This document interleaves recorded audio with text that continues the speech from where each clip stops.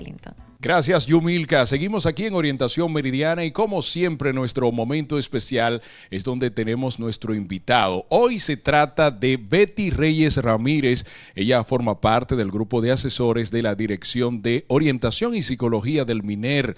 Bueno, aquí estamos con ella. ¿Cómo te sientes, Betty? Muy bien, feliz de poder estar aquí, de compartir con ustedes y pues de tener tantas informaciones importantes para toda la comunidad educativa y para el país. Betty, hoy más que nunca la orientación y la psicología forma parte de las necesidades de los seres humanos y sobre todo de nuestro cuerpo educativo.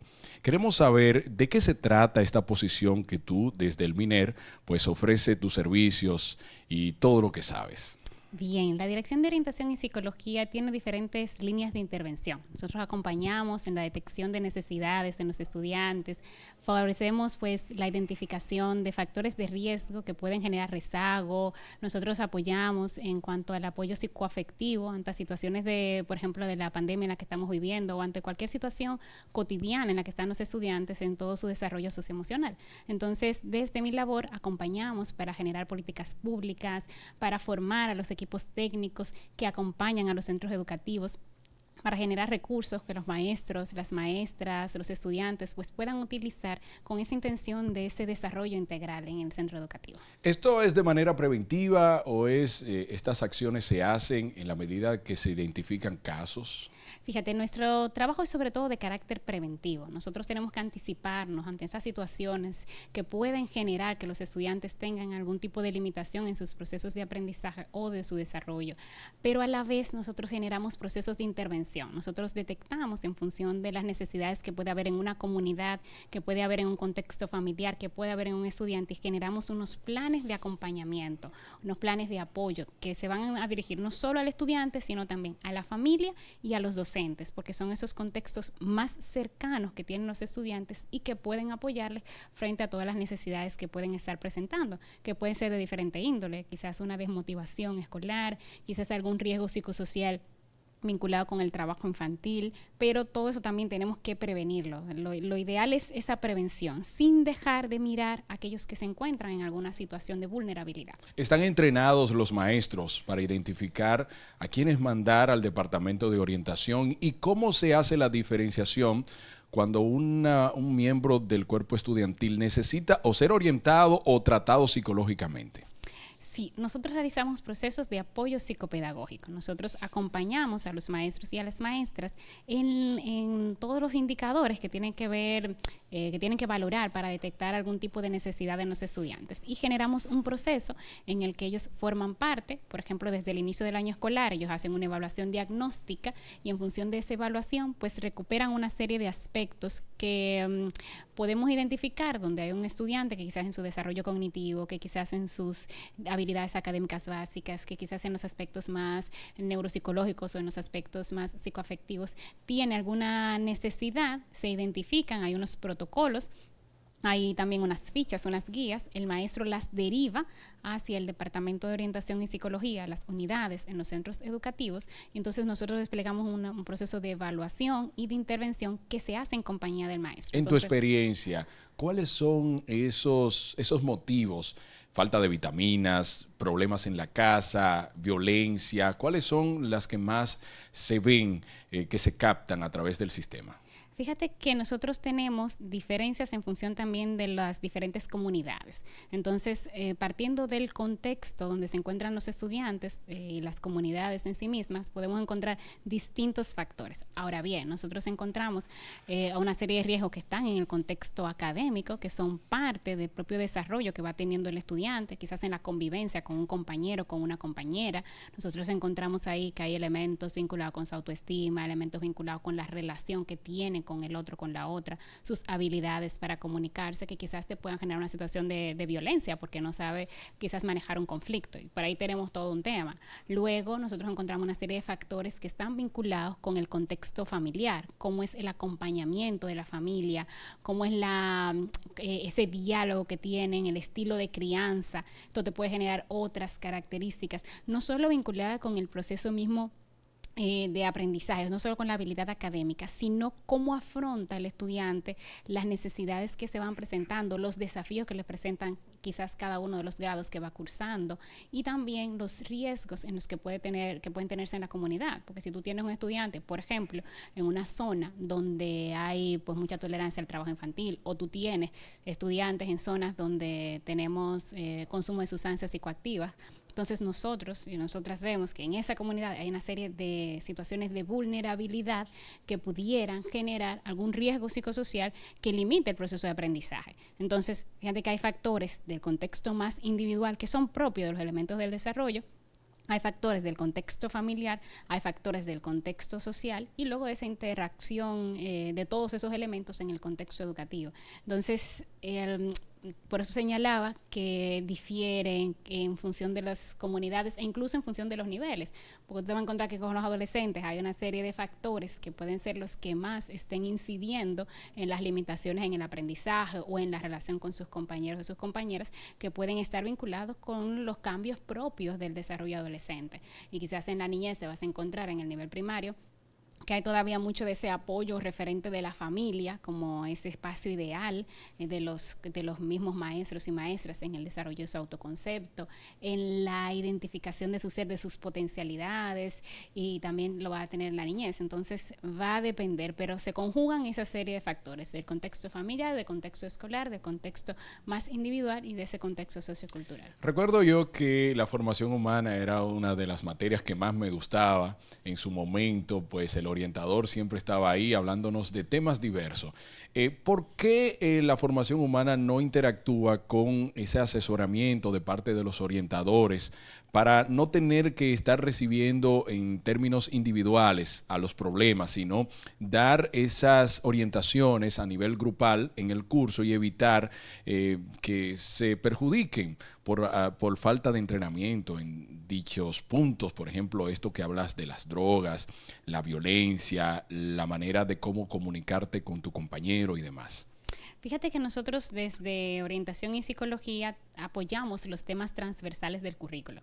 Entonces, el área de formación integral humana y religiosa como área curricular también tiene unos temas que para nosotros como transversalidad apoyamos, en la educación en valores, la convivencia escolar. Entonces, como parte de los procesos que nosotros realizamos desde ese apoyo psicopedagógico está ese acompañamiento a los y las docentes desde estos escenarios. Entonces, en cada área curricular te lo vas a encontrar en matemáticas, como lo vas a encontrar en lengua, en ciencias sociales, demuestra interés en la relación con sus compañeros y sus compañeras. Ahí el orientador apoya al maestro y a la maestra en cómo realizar que esa matemática que estoy haciendo esté con disfrute, esté con interés, esté con motivación, que además sea en valores, que yo aprenda a hacer un presupuesto, pero no para engañarte a ti. Entonces, nosotros como transversalidad apoyamos eso. Entonces, nuestro trabajo es justamente eso, que podamos favorecer un modelo de asesoramiento a los maestros, de consulta a los maestros, donde sean ellos en el salón de clases,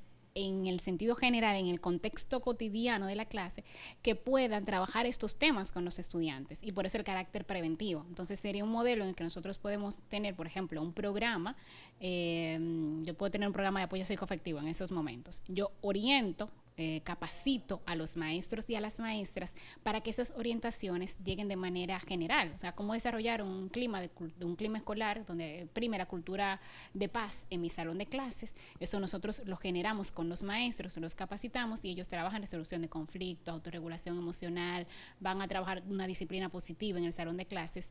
Pero ahora bien, ¿qué pasa? Que todo eso se trabaja con el colectivo, con todos los estudiantes.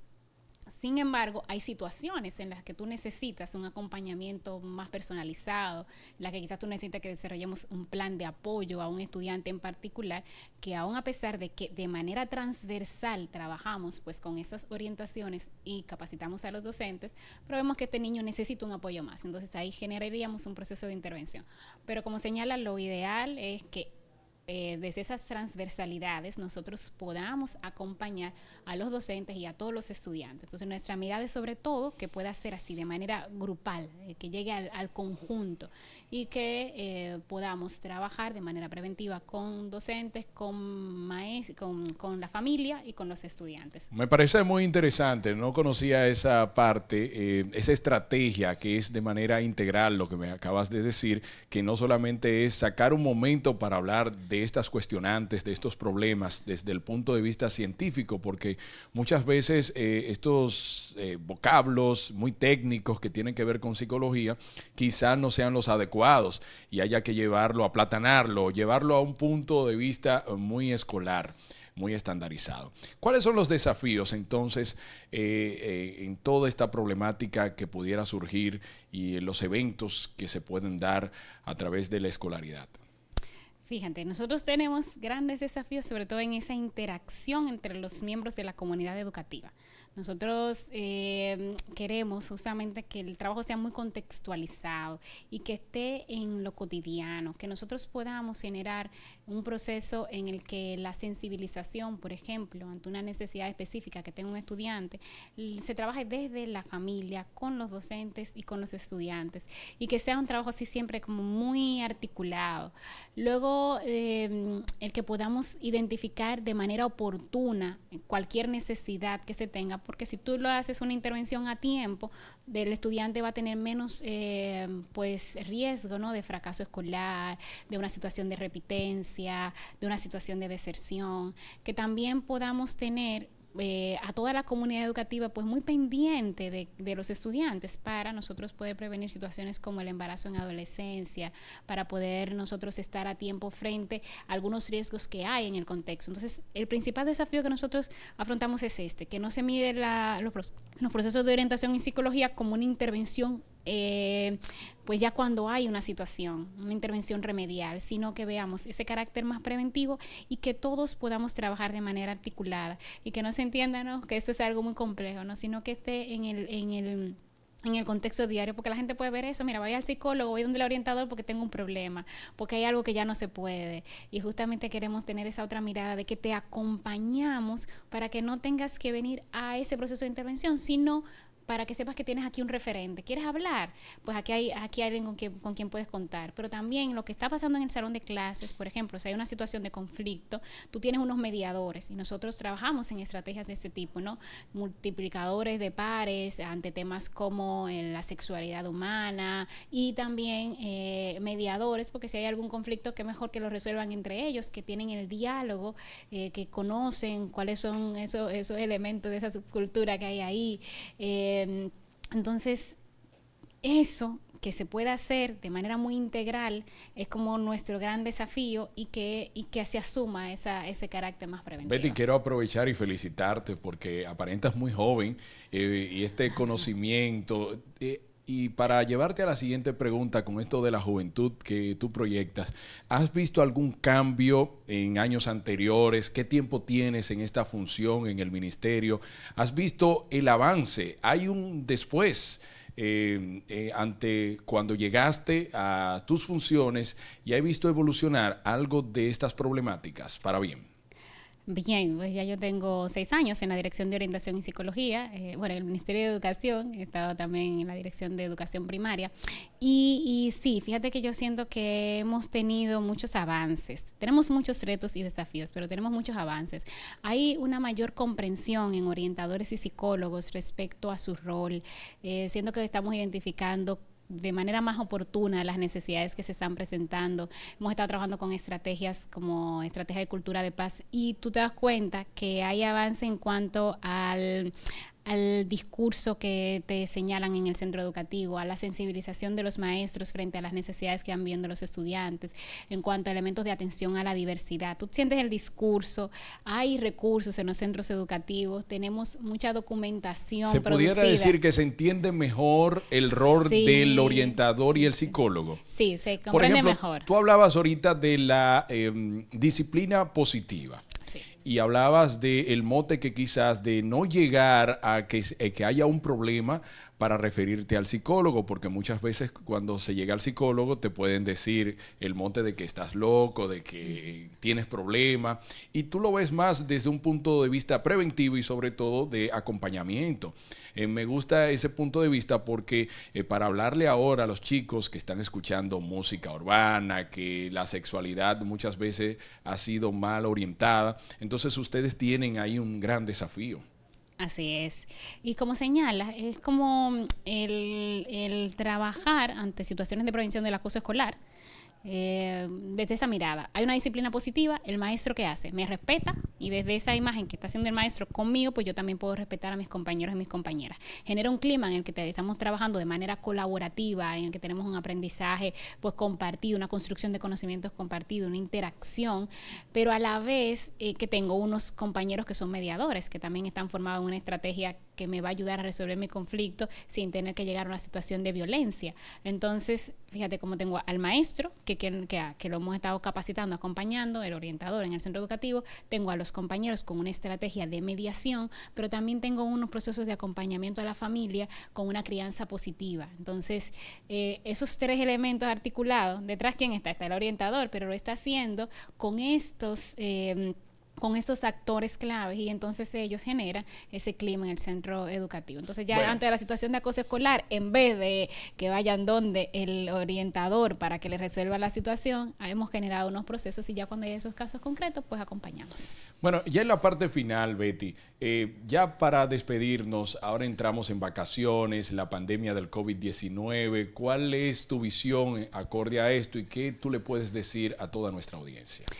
Fíjate, estamos en un momento importante para poder generar descanso, poder encontrar espacios para que los chicos y las chicas pues tengan un escenario de mayor recreación, que puedan vivir y compartir en la familia. Hemos estado muy tensos durante todo este año escolar y las estrategias que hemos tenido que buscar, que implementar, nos ha ayudado muchísimo en la educación a distancia, pero ahora necesitamos hacer la pausa. Entonces necesitamos hacer la pausa en la familia, organizarnos en la familia para que haya espacios de actividad física, en la casa, ¿no? Situaciones sencillas, cotidianas, alguna habilidad artística, hacer espacios de leer en la casa, de hacer un cuento disfrazado en la casa, con los chicos más grandes que tengan escenarios de compartir así online con los compañeros, que miremos siempre que en este espacio de vacaciones estén acompañados, que se siga formando en valores, que nos demos un tiempo, que retomemos energía, si de alguna manera no me ha ido tan bien ese año escolar, que tengamos ese espacio ahora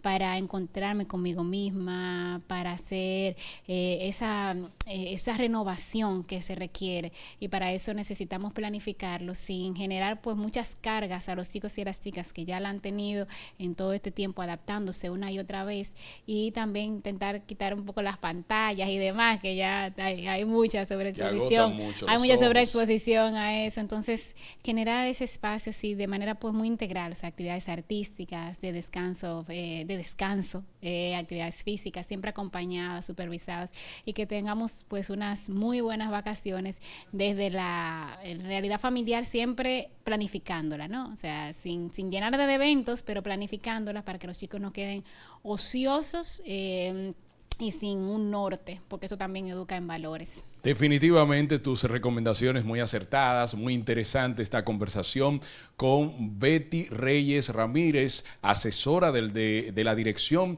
de Orientación y Psicología del MINER. Bueno, nosotros vamos a continuar con más aquí en Orientación Meridiana, no se mueva de ahí.